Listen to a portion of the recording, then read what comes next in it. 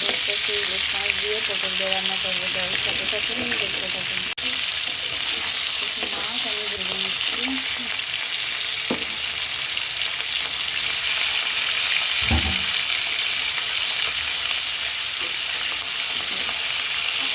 মাছটা আমি হালকা করে ভেজে নেব।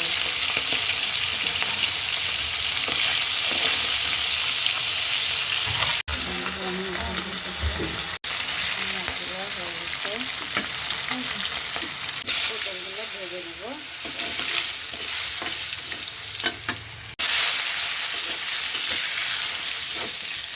মাছ ভেজে নিচ্ছি, পটলও ভেজে নিচ্ছি।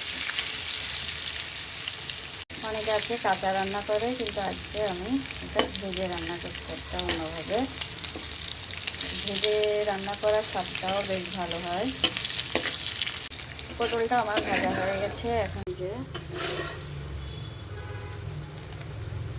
নিয়েছি পটলগুলো,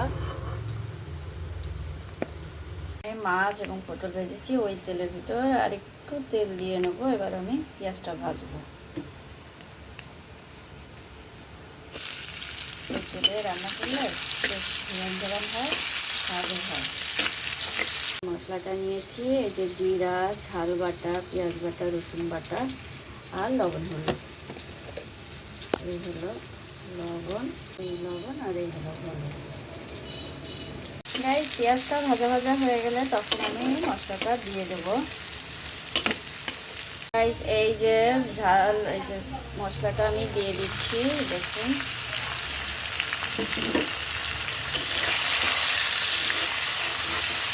দিয়ে আমি মশলাটা কষাই নেব। এই দেখুন আমার মশলাটা কষানো হয়ে গেছে। এখন আমি এর ভিতরে এই যে পটলটা দিয়ে দেবো। পটলটা আগে আমি কষিয়ে নেব।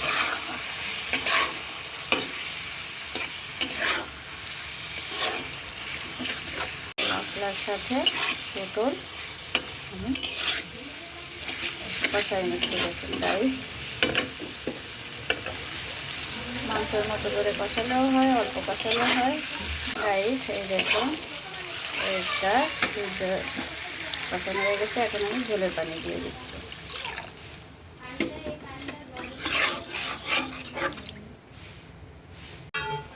এই দেখুন উতলাই গেছে। এখন আমি এর ভিতরে যে ভাজা মাছ, এই যে মাছটা আমি দিয়ে দিচ্ছি। দিয়ে নাড়াচাড়া দিয়ে আবার একটু ঢেকে দিব। ইলিশ মাছ দিয়ে পটল দিয়ে রান্না। গাইস আপনারা এরকম রান্না করে খেয়ে দেখবেন, কমেন্ট করে জানাবেন কেমন হয়। দেখুন তরকারিটা হতে থাকুক, ঝোল কমবে। এই তরকারি প্রায় হয়ে আসছে। গাইস দেখুন কি সুন্দর রং আসছে। গাইস এই তরকারি দেখুন পটল দিয়ে ইলিশ মাছ দিয়ে রান্না, ঝোল আর একটু। গাইস এই দেখুন আমার পটল দিয়ে ইলিশ মাছ দিয়ে তরকারি রান্না হয়ে গেছে। এখন আমি গ্যাস অফ করে দিলাম। একটু পরে ঠান্ডা হলে আমি এটা নামিয়ে নেব কড়াই থেকে। একটু ঠান্ডা হোক। এই যে তরকারিটা এখন আমি নামাচ্ছি। দেখুন কি সুন্দর রং হয়েছে। এই আমার তৈরি হয়ে গেল ইলিশ মাছ দিয়ে পটল দিয়ে রান্না। গাইস আপনাদের এই রান্নাটা যদি ভালো লেগে থাকে বেশি বেশি করে একটু লাইক করবেন, শেয়ার করবেন, সাবস্ক্রাইব করে দিবেন। ধন্যবাদ সবাইকে, ভালো থাকবেন।